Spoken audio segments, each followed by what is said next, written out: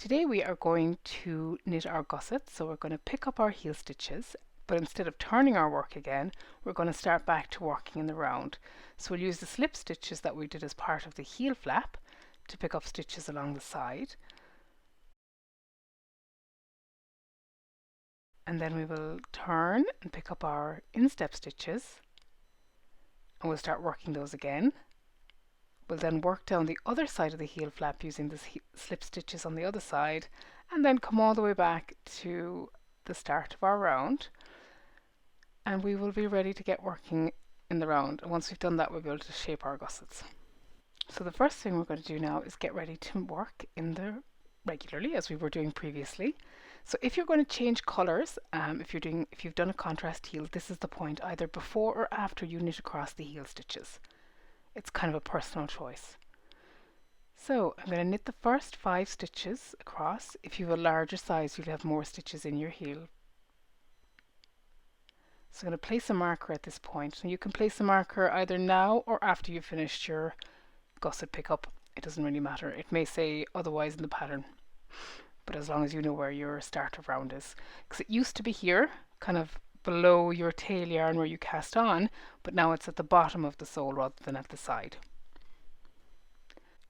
It's slightly more relevant when you're using double pointed needles to know that the start of round has moved, but it's always useful to know exactly where it is, because a lot of the shaping takes place around the instep markers, which we'll show you in a minute.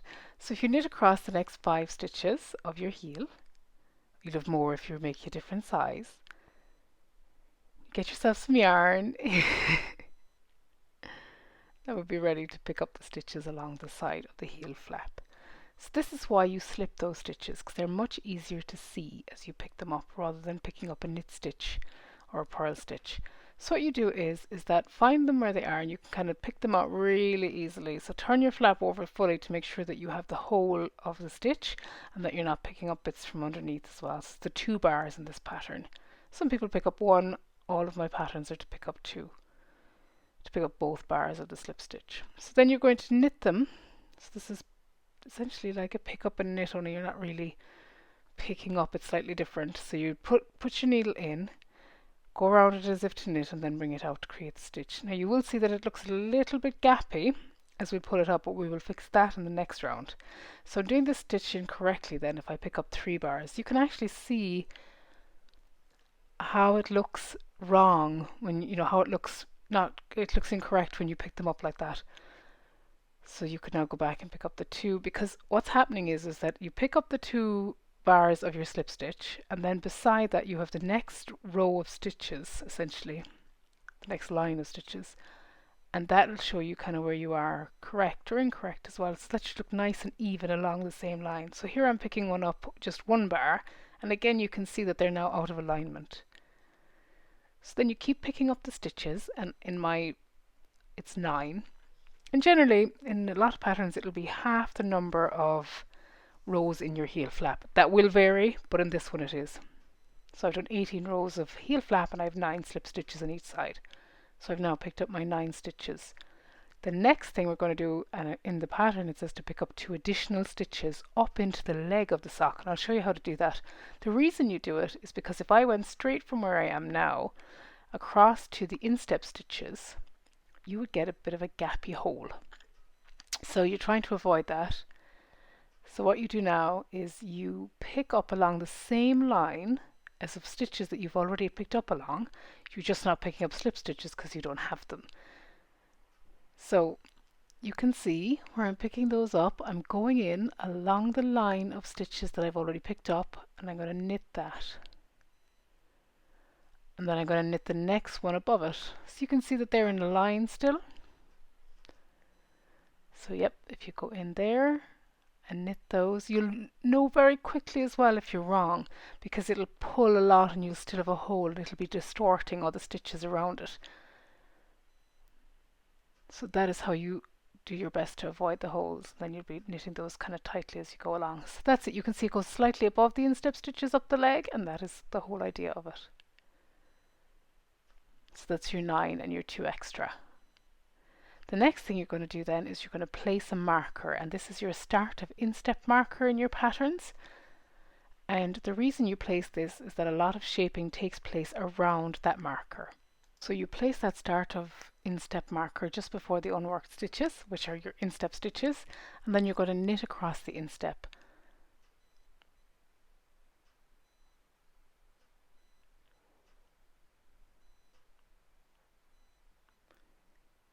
So you knit over across your instep, and obviously because we're working in magic loop, I would come through about halfway here. If I'm using magic loop to do this, I'll go about halfway across the instep to match the center of round, and I'll kind of keep my cable coming through at those points when I'm doing magic loop.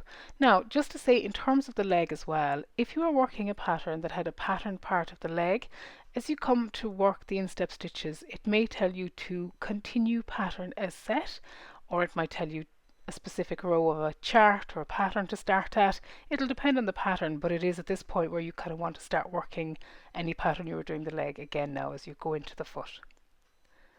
So I'm just going to come round to the magic loopy piece again, and I'm going to continue knitting across the rest of the instep stitches.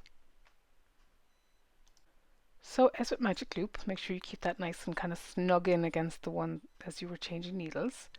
Apologies, this is off the screen, but I'm just knitting the rest of the instep stitches. And once you come to the end of these instep stitches, you'll place another marker, and that is the end of instep stitch marker in the pattern that you're following for the short and long circular needles. So this is as important because this is the matching stitch marker for the one that you just put in. They don't have to be the same color. That's a quirk of which one I picked up first while making the tutorial. So now you have two markers that start and end your instep. Now you're going to pick up down along the other side as well. What I always do here is I find, because you're putting two stitches in, like you did on the other side, I find the 9 places I'm going to make the stitches that I want to pick up along the flap, and then I work out where I want to put my 2 extra ones along the line. Sometimes you will get a little hole here that is harder to avoid, and that is because there is a pull on some of the stitches. What I would do with that is I pull really tightly as I come out of this to make sure that they're very close, but also then I will cheat a little bit sometimes and fix them on the inside as well. You shouldn't get too much. I would give it a good tight pull though, so that they're nice and close in together, because you're more likely to get one on this side, and I don't know why that is, but I get more little holes on this side than I do on the other. But with some wear they vanish as well. So now I'm picking up into the stitches again like I did. So I've picked up my 2 and I'm going to pick up the other 9. You can see there that that's something that's because the stitch is stretched a little bit on the inside. But you're off anyway.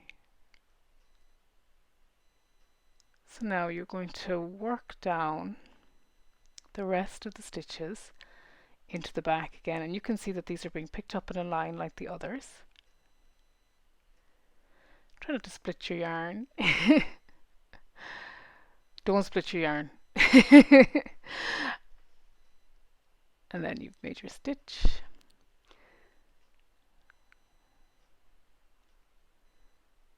And then once you've picked up your 9 stitches, 11 in total, so all of your slip stitches along the heel,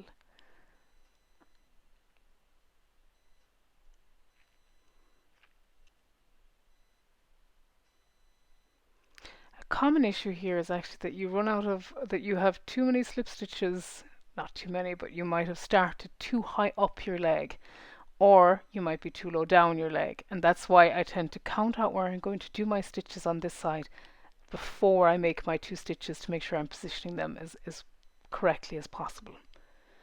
I then knit across the rest of my instep, across the rest of my foot back to the start of round. So once you come to the start of round, we can have a bit of a look at what we've done. So you have now picked up and started working back in the round, and that is the most sockish part of any sock. So if you're here, you are pretty much done now. So what you can see is it has taken your stitches across your heel, picked up along the side, reincorporated your instep stitches across, and then you have down the other side of the flap and onto your heel. And now you are ready to shape the gusset, and you're going to do that along the instep markers. So now that you've admired your gusset, we're going to get ready to start working in the round again. So I'm going to pull my cable through about halfway through the instep. It doesn't make a huge difference where you do this, just wherever you're comfortable, because you're going to be working in stocking stitch all the way along. So you're going to get ready to work. And now the first round is a knit round. So your gusset decreasing is worked in multiple, in a knit round and a decrease round. There's one slight difference in the first knit round, and we'll cover that this time around, but it's a knit round followed by a decrease round. So we'll start with the knit round.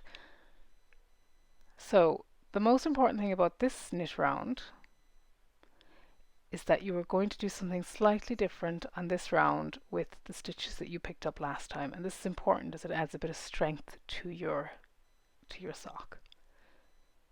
So you knit your 5 stitches, and then what you're going to do when you come to these stitches is you are going to knit into the back of the stitch that you've picked up last time. And the reason you do this is to make sure that it doesn't have a little gap in it, because it crosses the stitch and it makes it a little bit stronger. So you do that to all of your stitches, all 11 that I've picked up, or how many ever you've picked up, and you can see there how that is got little cross stitches rather than being kind of gappy. Otherwise it would look like you had picked up a yarn over. So you do that into all of the stitches all the way up to the start of round, or apologies, start of instep stitch marker. And once you are there, you will see that you have them all picked up, and they're a little bit tighter because they've all been knit through the back loop. Now on the next round, which is the decrease round, and all the knit rounds from here, you don't do that again. You only do that in this round. Then you continue across your instep stitches, and again you can see how you've closed up your little hole there, and that is, you have successfully picked up all of your stitches and made them tighter, which is great. So now we're going to work across here, and yes, as I was saying, if you are working, you're continuing in pattern, you'll be doing it along here. And then obviously you come and you want to switch over your needles. So pulling one out, and do pull it out, or do push all your stitches onto the needles before pulling out your other one ready to work. I just find it a bit easier. Then you'll continue on to the end of the instep stitches.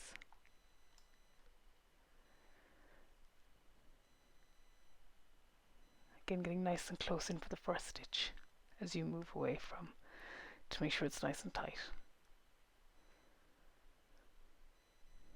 So then once you get to the instep marker, you slip that, and now what you're going to do is down along this row as well, you're going to work into the back of the 11 stitches on this side, or more if you're doing a different size. So you can see here, if I left that untwisted, it would be a bigger stitch than the twisted one. So we're just going to knit into the back of that as well, and we knit into them all the way down, back to the heel flap, and the heel turn, the heel stitches, and then you're going to just knit across those regularly, and then you will be ready to start the first decreasing round of your gusset.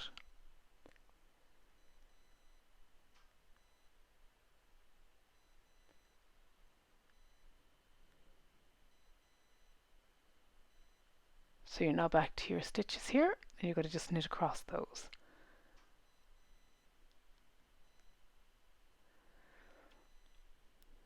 So that is the first round worked of your gusset. Pull through your cable for working again, and you're now ready to work the first decrease round.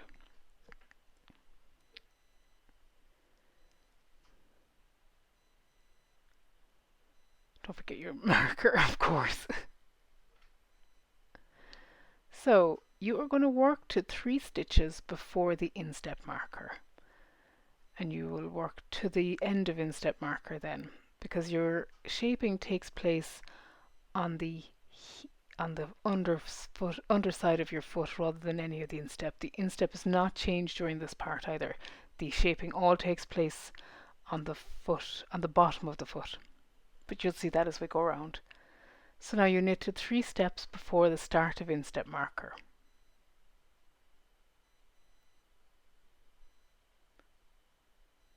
And as we come here to these stitches, you'll just see that we knit these regularly. We don't knit into the back of those picked up stitches anymore. That was just in the first round.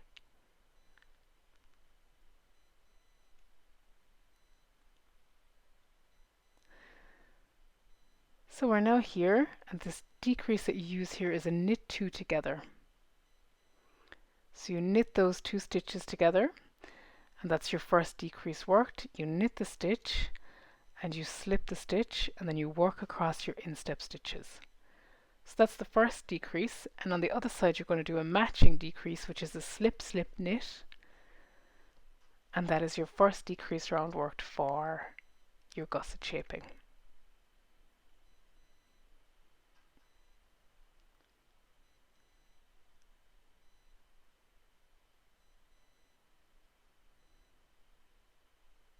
All while keeping your magic loop in in order.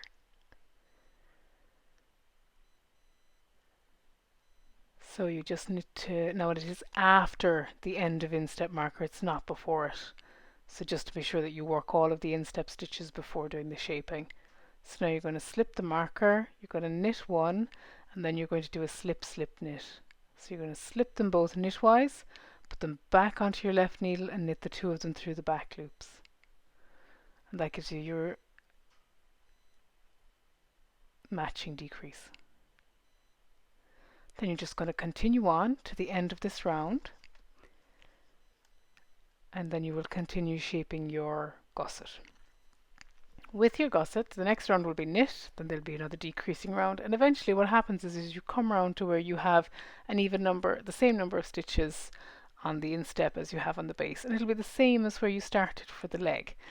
So that's kind of, it's a bit of a symmetry thing with socks. And well, in this pattern anyway, other patterns may vary, and they probably do, but you'll always see the number of stitches you're expecting to have after the decrease shaping anyway. So you can just hear you picked up, you started your shaping, and eventually you'll come back to having the same number of stitches. I will be back to you after I've finished all of the shaping. So now you've worked all of your decreases, and we are back, and we have the same number of stitches in the instep as we have on the sole of the foot. Something to watch for here, and it's not uncommon, is that you might find that you have an uneven number of stitches.